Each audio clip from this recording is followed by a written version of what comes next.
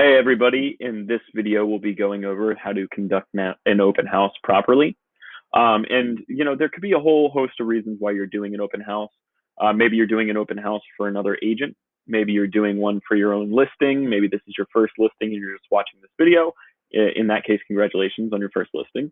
Or you could be doing an open house for another agent, and you're using this as an opportunity to get new clients or to try and break into an area. So the first thing when you're doing an open house is to look at what your intentions are, because that's going to dictate what strategy you're going to be using. If you have a particular strategy you use for your own listing, maybe you're doing an open house specifically to appease a seller. Like, as you get more experienced in this business, the reasons why you might do an open house could change. If you're a veteran in this business and you're a heavy listing agent, maybe you're doing open houses still to get clients. It's a great way to get in front of people, great way to get new buyers, and even sellers. And we'll get into that a little bit later. But some agents use it as a strategy during their listing presentation to say, hey, I will do routine open houses. I will hold open houses because a lot of sellers think that they're very valuable in getting people through the door to be able to get offers on their home, get multiple offers and whatnot. So that might be your strategy. But as you're first starting out, the main reason you should be doing an open house is for experience and clients. Those are the only two things you should be focused on when first doing open houses when you're first in the market. You want to be able to get in front of as many people as possible so that you feel confident and more comfortable doing so. And you want to be able to get an idea of the different markets, because it's not just the part of the game that you need to know in terms of sales in that particular house, but how to use both things and know both things and feel confident in both things, of not just showing properties, but knowing the market too. That's the way that you're going to be able to close on people and get homes sold, is if people are using you as the resource that they need in order to buy a home. So that being said, we're going to assume that you're a brand new agent, or an agent that's been in the business less than a few years and maybe hasn't done many open houses. So now that we got the intention, and in addition to that, you want to first look at what your intentions are, as we were saying, like find out, like, are you looking for new clients? Are you looking to gain experience in a specific area? Then in order to narrow down the amount of open houses, because our office is fairly successful and we do have a lot of open houses to choose from usually, as long as other agents aren't already committed to doing open houses. You want to focus on areas that you might already know, or focus on areas that you would like to get to know better. And I'm going to show you and tell you how to prepare for areas that you might not know great yet, or areas that maybe you do know, but you want to brush up on the market and like use the marketing tools that we have and that are part of the MLS in order to best do an open house. So that being said, I want to go first into how to end up choosing an open house. So we're using Rapattoni for this, and Garden State is very similar in the way in which you search for things. If you have any issues with Garden State and you want to learn how to view office listings, I can make another video off of that, or you can contact me directly. But going to the menu bar up top, use the drop down menu for searches, and we're going to use a standard search for this one. And this is just one way to choose an open house. I'm assuming that you're not doing one for your own listing. I'm assuming that you're looking to choose an open house that you want to do for another agent.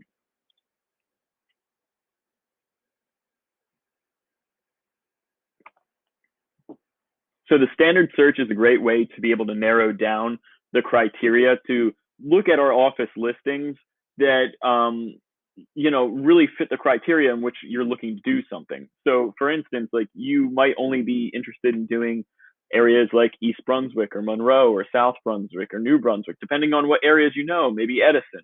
And maybe you're looking for a very specific price point because that's just the price point in which you want to get clients in. That's fine too. But you want to put in all the information in which you want to do in the standard search features, excuse me. So, this is a really good way to separate between the single family homes and condos and townhomes.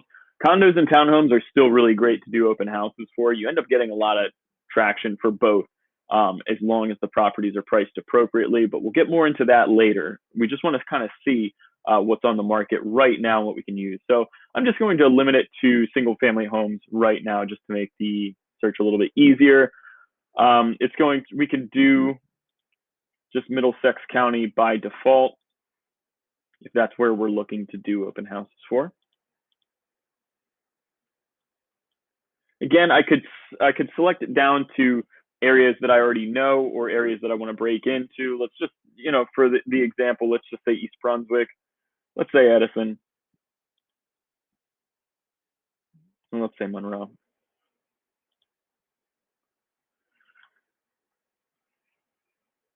Now I want to look for the properties that are active and active coming soon.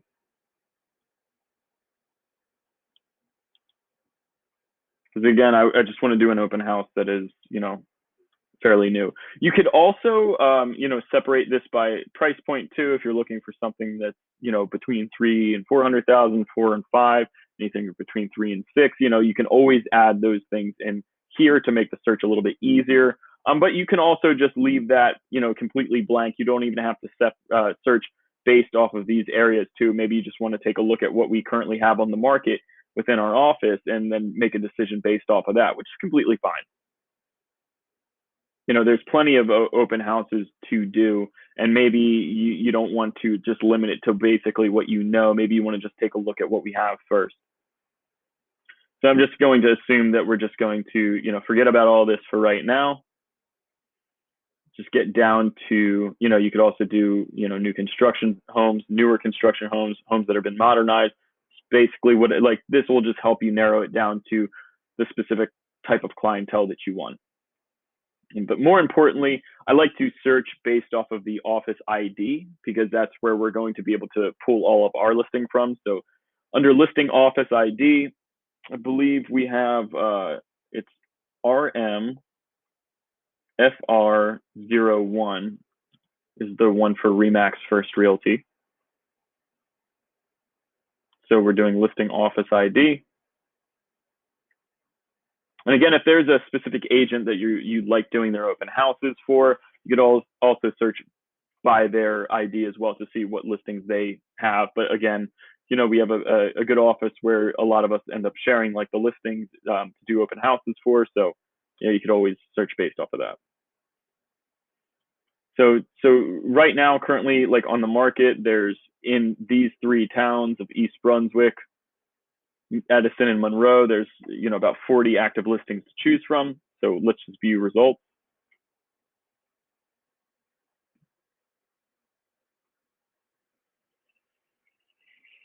And then we can just further deep dive into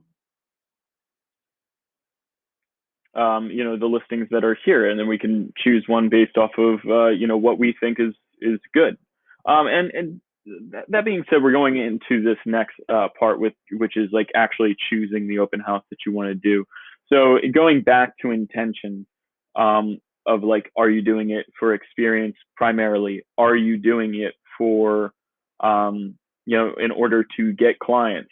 Are you looking to break into a specific area?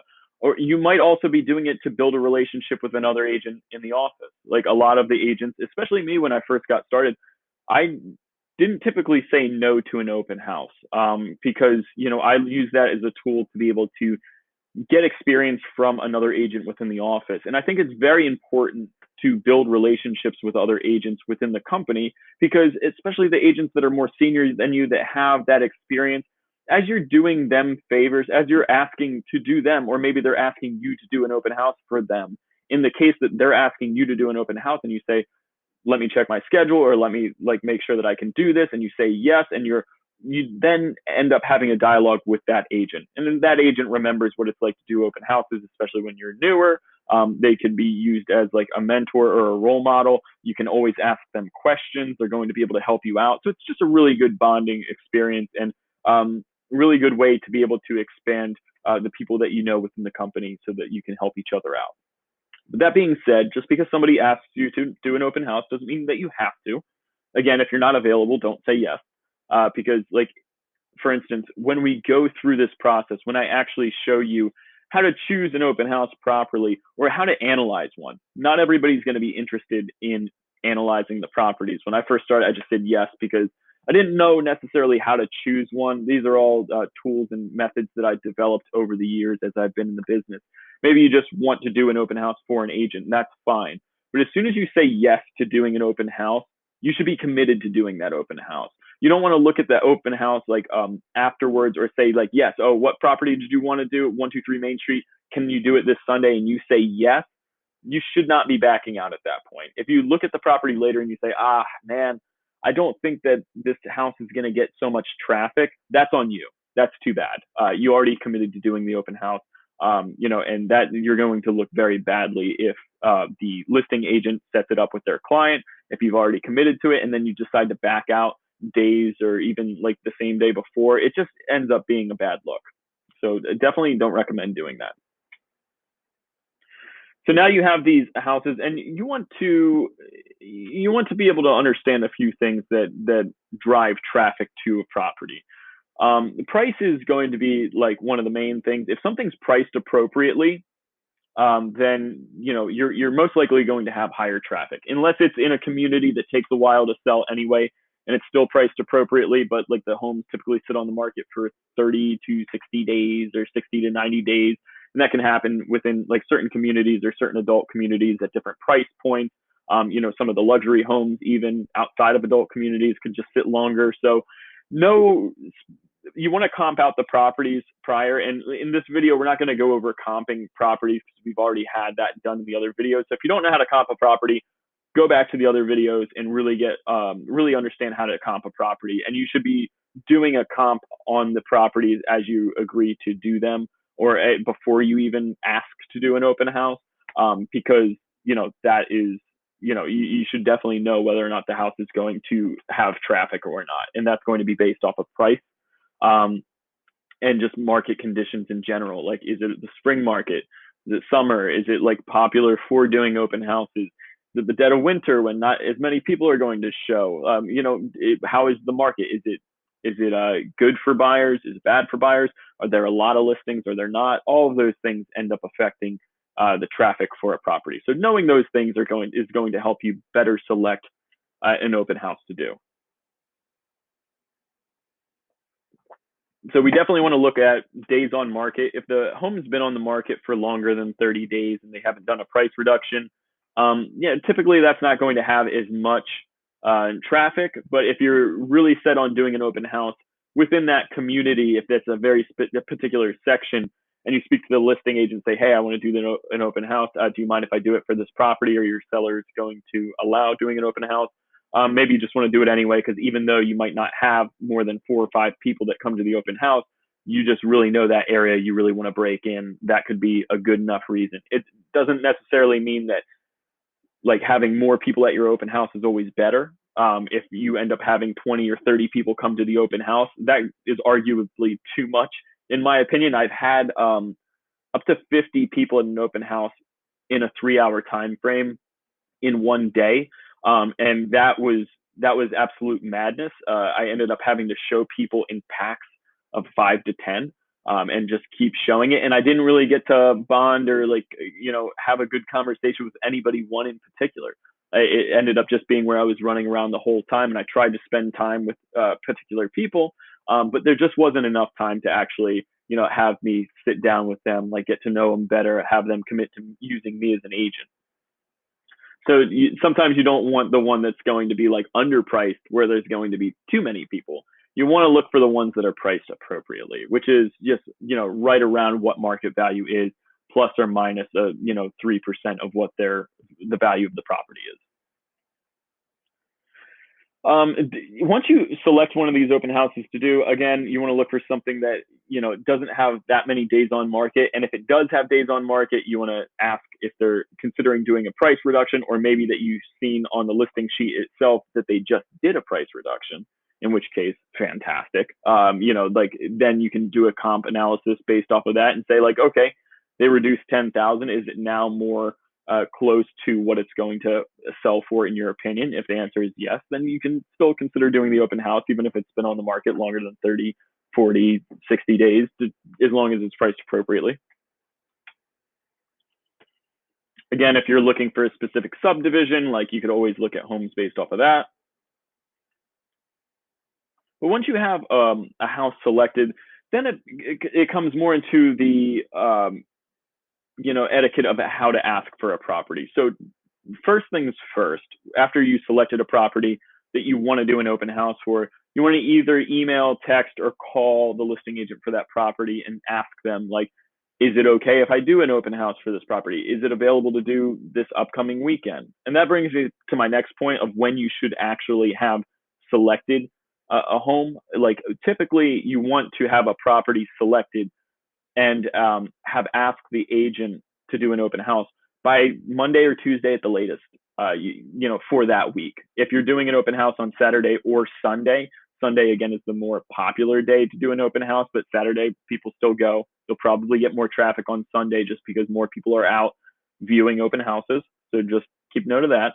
But yeah, if you have a property selected by like Wednesday and you go to the agent on Wednesday, like that agent is not going to have, as much time to market the property on Facebook or various other like MLS services, so that people can actually drive traffic to it. Again, that's going to be the listing agent's job to make changes on the MLS, unless you contact like one of the admin staff and they could do that for them.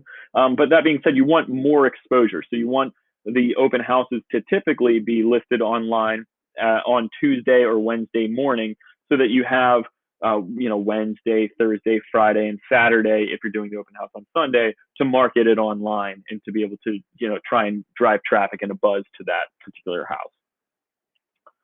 So yes, have the house selected early enough in the week. Just because you see a property does not mean that you're entitled to actually do an open house. You do have to ask that agent, and you want to ask the agent if it's okay to do an open house, or if they think that an open house is good to do for that particular property.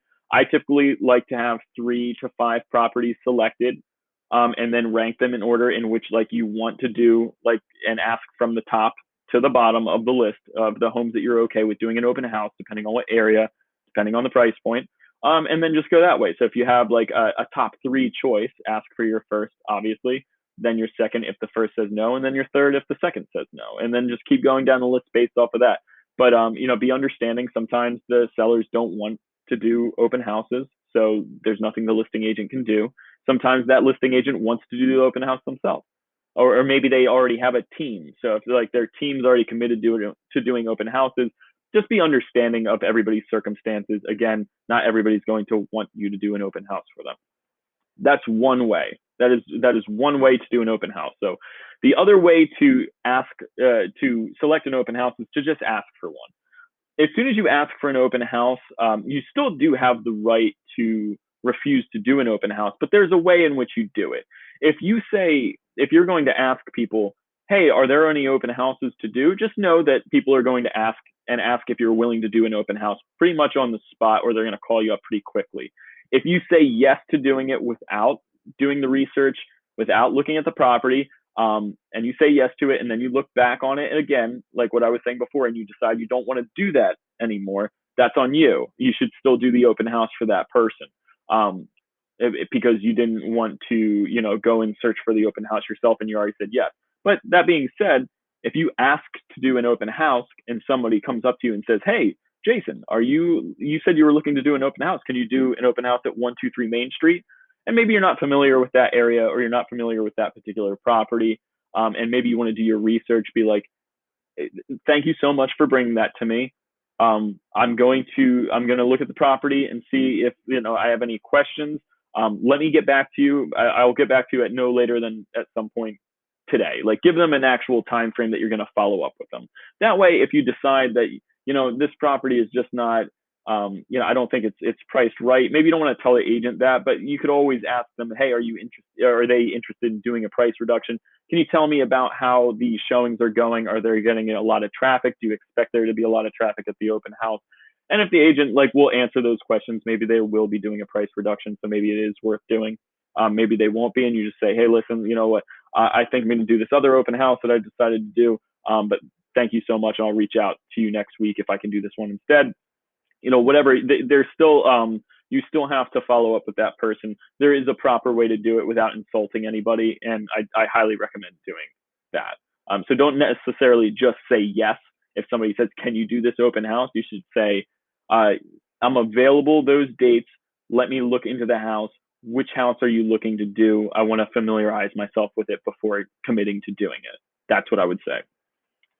So how to ask for an open house. You could call or text a listing agent in our office that has plentiful inventory.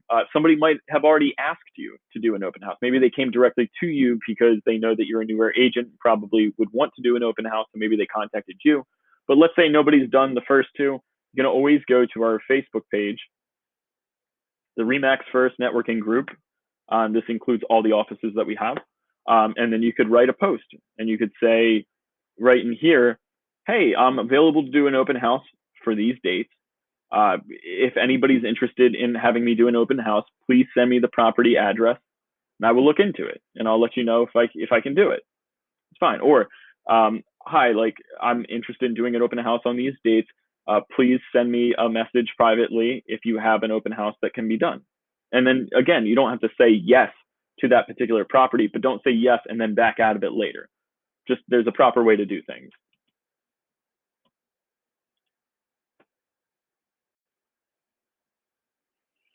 So we went through the list. We decided to do an open house for a particular property. We're just gonna choose one at random.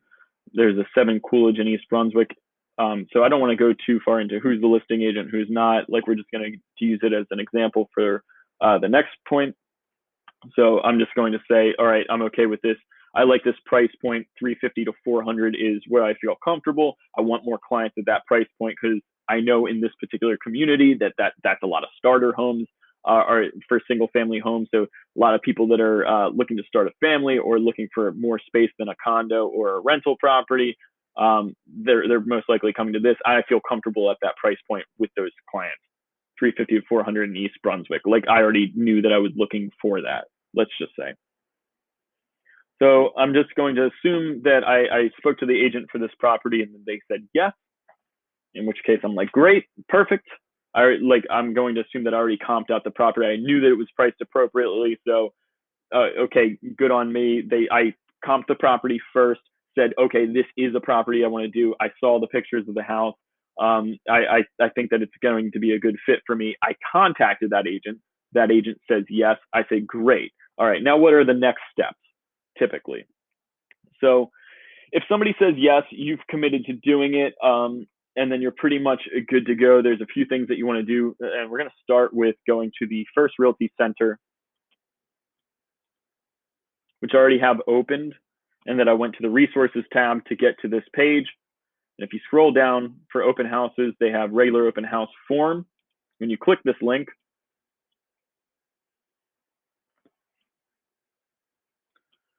just give it 1 second.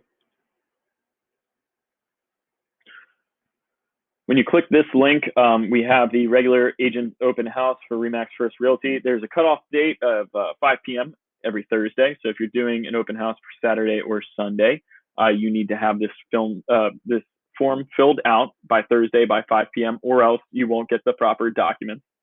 So when you fill out this form, you will get 2 things. You will get flyers for the property printed out with your information on them. And then you also get a sign-in sheet. So you can pick these items up in the office. They're usually done by the afternoon on Friday. So you can usually have all that done in advance. So you can have your flyers and you already have that information, which I think it's a good idea to just get this done out of the way. It gets sent to our marketing department and our admin staff for you to fill out. So once you have all this stuff, they can update it in the MLS for you if need be. You just want to ask who's the agents hosting the open house, the price for the open house, all this stuff so that the marketing department can create flyers for you. So I recommend doing that first after you've agreed to doing an open house and it's already being set up. If you have the listing agent that says yes to it, it's not your listing, then you want to make sure that they go ahead and market the property as early as possible. So at the very least, they will be changing it in the MLS to do an open house for a particular date. And then once they have that date, it's going to push to the MLS. It's going to push to Zillow, Realtor.com, Trulia, all the websites that end up having these properties. And that's how it gets marketed online. You take it a step further, go to your Facebook business page. And once you have the listing, you can always post that listing and say on your business page or on your personal page, hey, I'm doing an open house for this property. The listing agent can do that as well. Just really push it out as much as you can. They can also boost that post, and you can pay money to get as much exposure as possible on Facebook, which is great too. So do the online prep stuff first, just because, once that's set, that's what's going to drive traffic to the open house, which is arguably like one of the most important parts. So now that you already have it set up in the system, you have your open house flyers and whatnot being worked on. You've marketed the property by posting it on Facebook. You've also had the listing agent do the same thing.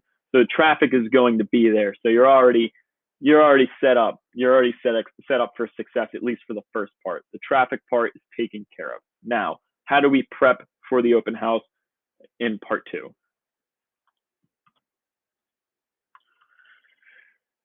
So what I would recommend, once you do have the property, and we said we're going to do one at 7 Coolidge in East Brunswick, I would definitely recommend previewing that property if you haven't already been to see it.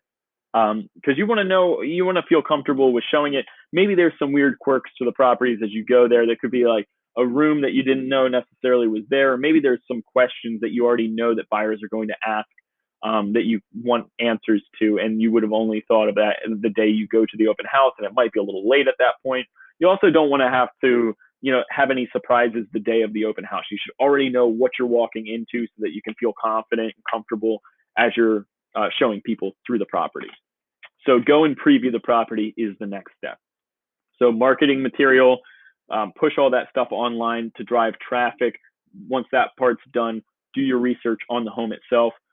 Have the MLS sheet printed out and take it to the property, walk through, memorize the MLS sheet for that particular property. And I would say that because, if you're showing multiple properties to multiple clients in a day, or just showing multiple properties to a singular client, they're going to be more forgiving because they know it's not your property.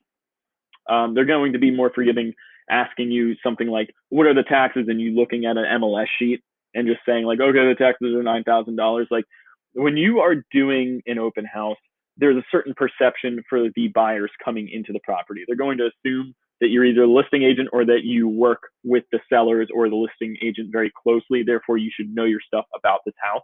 You're standing guard in a singular property. So you should really know what you're talking about.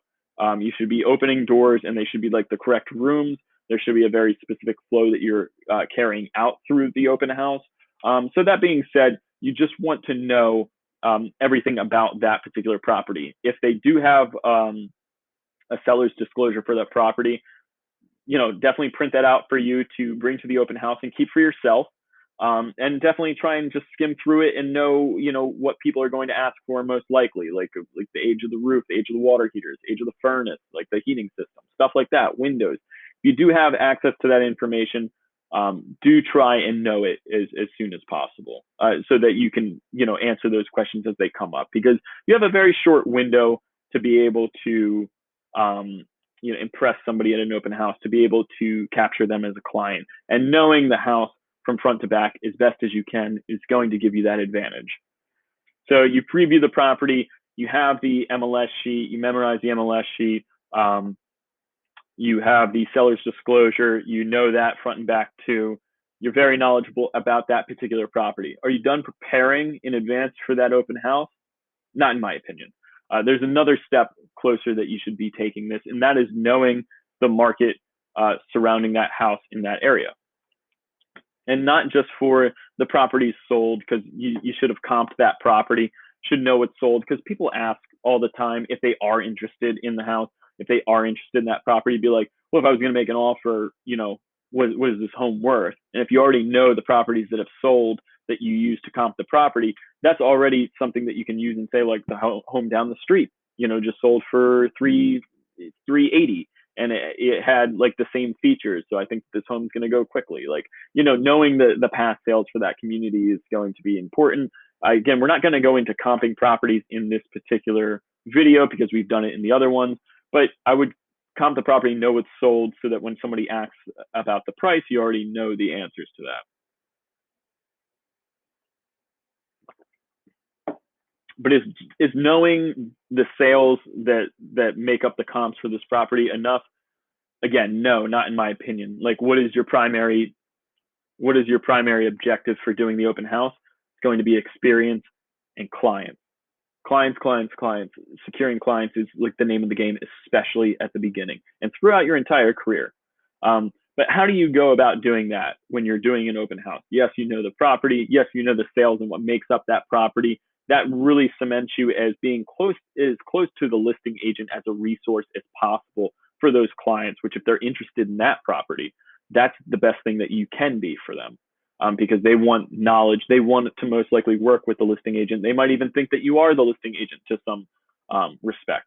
But you know, knowing that kind of stuff is the foundation. Now, taking it a step further, how do you convert people that are coming to the open house as clients that are not looking to buy that property? Because there's going to be more people that walk into that door that are not actually interested in that property than people that walk into the door that want to actually buy it. It's just a numbers game in this business. So we want to look at the homes that are going to be direct, flippable, comparable properties to the ones that we're doing. So we're doing an open house in Edison between 350 and 400,000. We want to look at what's on the market that is comparable to that home. So I would do like a radius search for that home. And I do this, and you could do a quarter mile within the home, you could do a half mile, you know, and maybe you could just set it to being the same town. If this is a town where the surrounding towns are also desirable areas for people, definitely know those as well. But I'm just going to just do the basic, which is know what other properties are in this town. Because if they're looking in this particular town, if they're looking for a specific reason, like they like the school district or they already like the area, then having other homes to show them within that same town is going to be crucial. So again, this is just the bare minimum that you should be doing, is looking within the same town. As you get more experienced, as you get more market knowledge, you definitely want to expand that to know the different towns that people might flip to. Like if this is an area that people are coming from New York and they just don't know Jersey that well, and they're looking at this town, they're probably open to going to other areas. They just don't know them very well. And as you get more experience, as you do more open houses, as you take on more clients, you're going to get a better feel for, you know, as people are coming to specific areas, what are their motivations? What are their intentions of purchasing? And then what are those people most likely where they're going to end up based off of their search criteria? So just doing the basics, I'm just going to search for within the same town. But again, I know people in this price point in East Brunswick, they're going to be comparing school districts. So they're probably okay with East Brunswick, South Brunswick, like different towns. I'm not going to name them all. But as you know that, you would want to expand outside of this singular town is what I'm saying. So you want to definitely go through this and choose similar styles of homes. You know, square footage wise, you want to be in a certain range. If somebody's looking for a little bit larger of a square footage, know how much that's going to cost them. Like if they're like, all right, this home is 370, but they're looking for a home that has 500 square feet more than this one. Like know that, you know, maybe that's a $40,000 or $50,000 price increase. Maybe it's $20,000, but know what it is so that you can essentially help them out finding that other home, because that's how you secure them as clients. Is you end up becoming that resource of, oh, they were searching online for homes and now they can go to you instead and be like, this is what I'm looking for, and you should be a better tool than what they can use on the internet. So you just want to fill out what type of homes that you think that they'll be going to. You definitely want to look for like active properties that they're able to flip to. Maybe you'd want to look bare minimum from 350 to 400, because that's most likely the same price point if they are qualified for that price point. You want to put in the same amount of bedrooms or close enough to it. Now we know that there are 14 homes in East Brunswick between 350 and 400,000. Again, we didn't really go through the criteria too much. I didn't select square footage. So the comparable homes to this particular property are going to be probably 5 to 10, but we're just not going to go through this whole thing because this isn't a video on how to do a search. This isn't a video on how to do comparables. Those are in the other videos.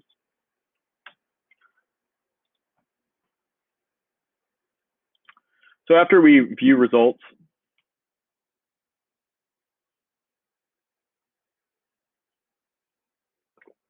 we're going to want to select the amount of properties that we think are as close as possible, like the 7 Coolidge that we were using an example is a ranch. Maybe somebody that's looking for a single family home isn't going to be interested in condos and townhomes. Maybe you would want to admit that. Maybe they are. The more you know about the market, the better. But if I was doing a single family home, I would probably stick to single family homes at first, and then if it's a lower price point single family home where it's like going to be comparable to the price points of condos and townhomes, maybe you would want to look at those options because you might be able to get a more renovated home for a condo or a townhome. But again, that's a little bit more complex. We're just keeping it simple. This is a ranch.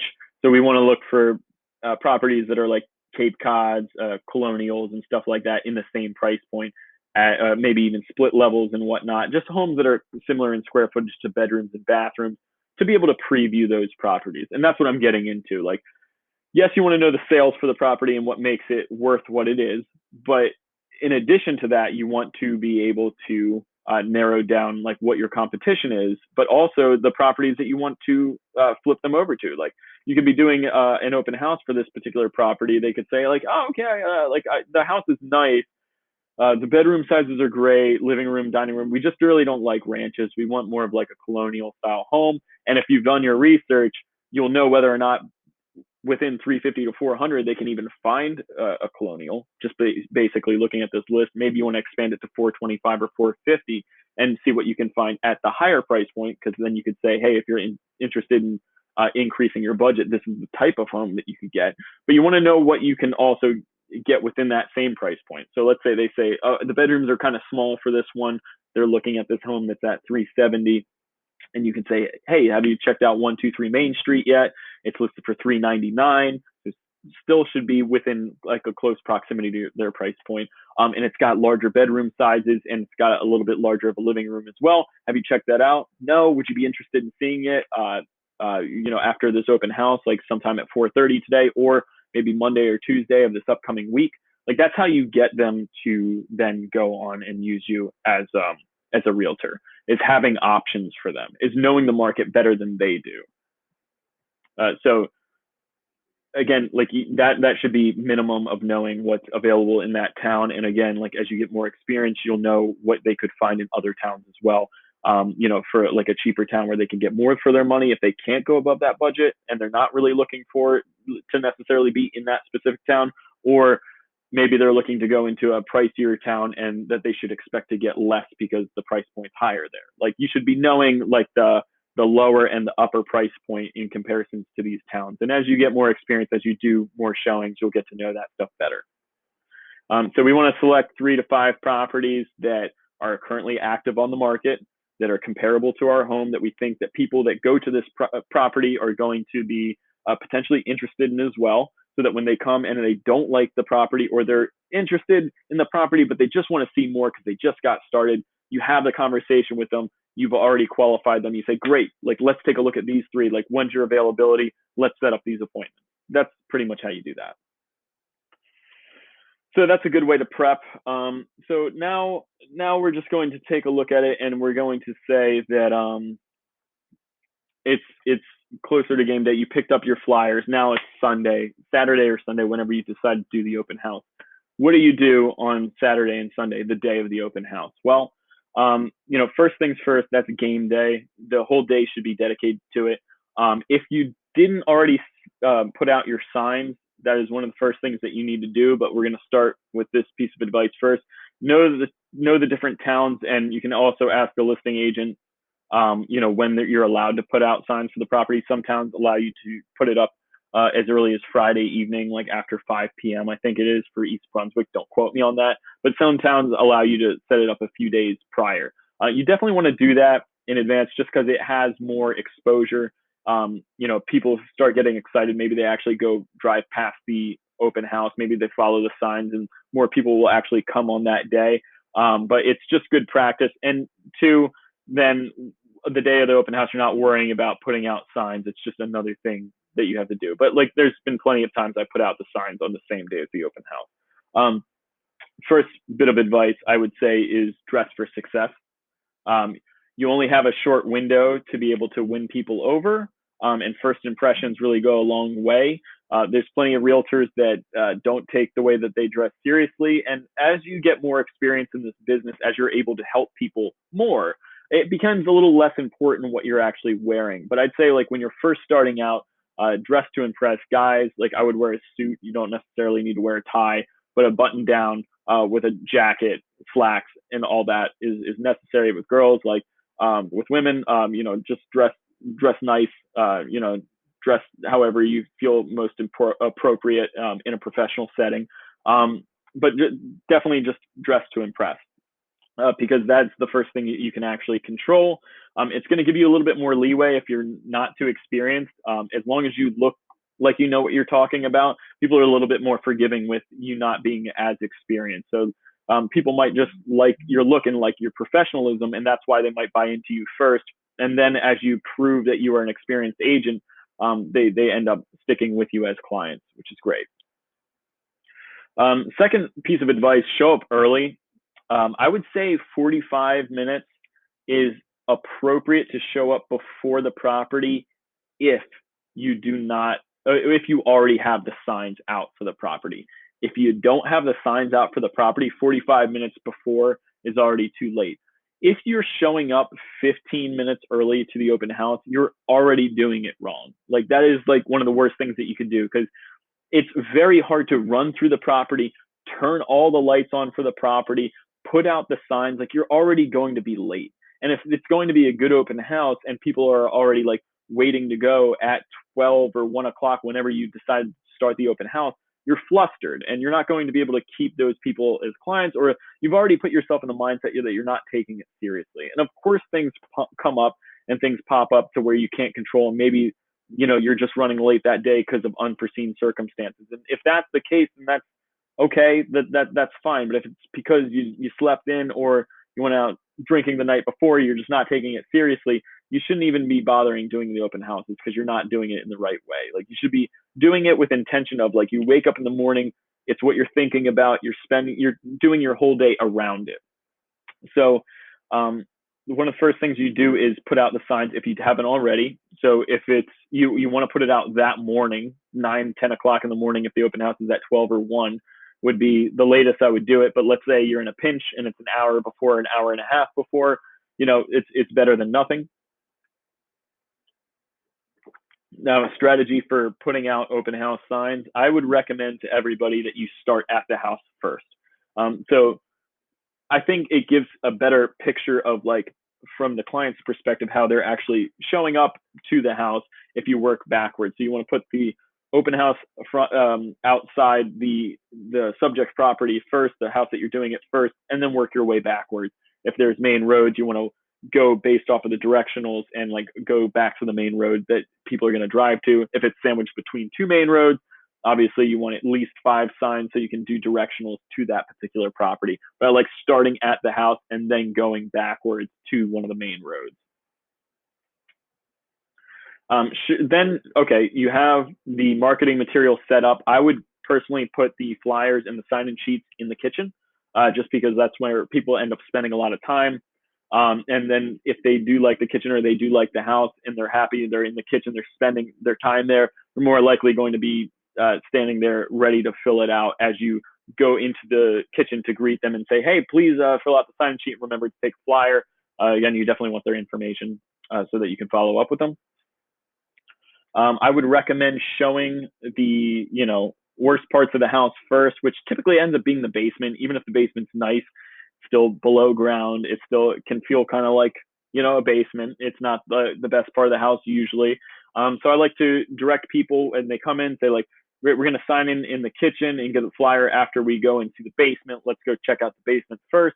show them the basement. It's just good practice to be able to introduce yourself, get the worst part of the house over with first. Have them warm up to you, and then if you have an awkward start to the conversation and whatnot, you still have the best parts of the house to be able to win them over as a client to qualify them, that and that kind of stuff.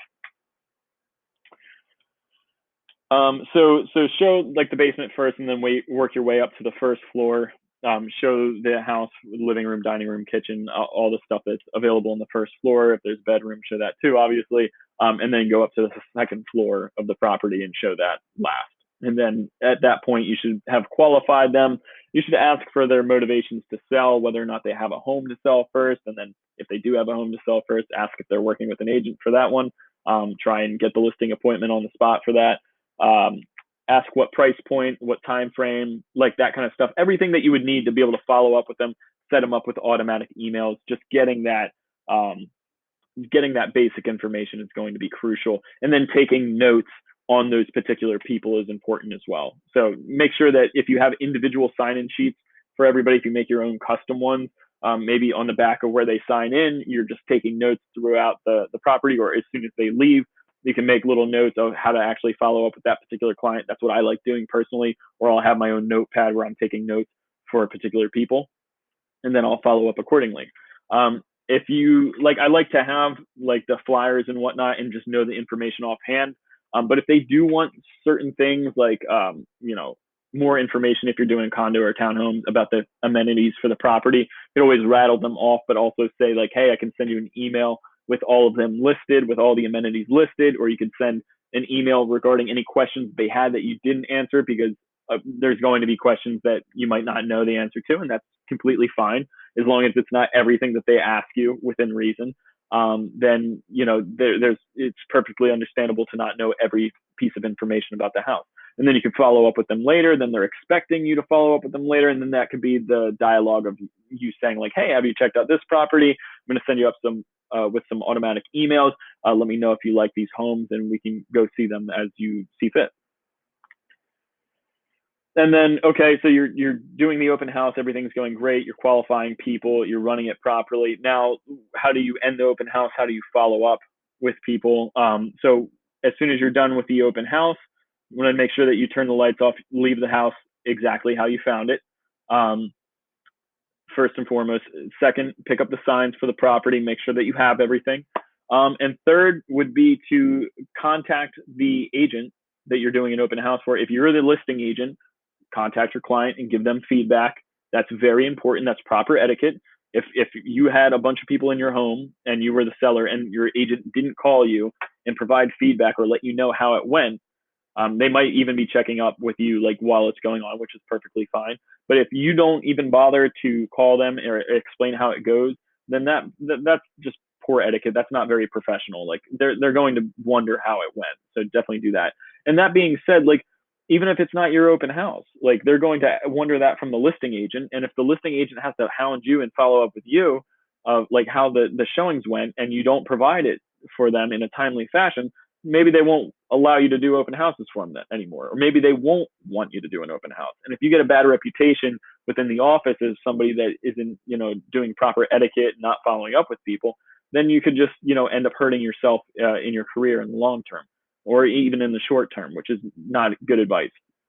So definitely follow up with the agent and allow them to know how many people were there. Let them know what the overall feedback was, what people thought about the price, what people thought about the property, if there was anything they were complaining about consistently, features they liked or didn't like, that kind of thing. Sometimes the agent will follow up with you first. Don't feel bad if it was 10 minutes after the open house, you didn't get to send it to them and they just ask you.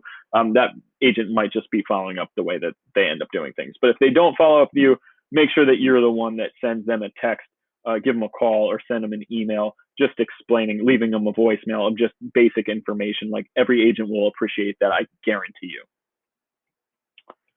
And then following up with the clients that you met. If anybody asks for any particular information, if you want to thank people for coming to the open house, you should do that on the same day. You're way more likely to get a hold of people Sunday after the open house, than you will on a Monday morning. or Monday when work started, to do all your feedback, all your follow up. Call everybody, send people emails, call them, and let them know that you're sending them emails the day of the open house still, so Sunday. So it should be like an all day thing. It shouldn't just be, you shouldn't be looking at the open house as a 3 hour event between 1 and 4 on Sunday. You should be looking at it as at the very least,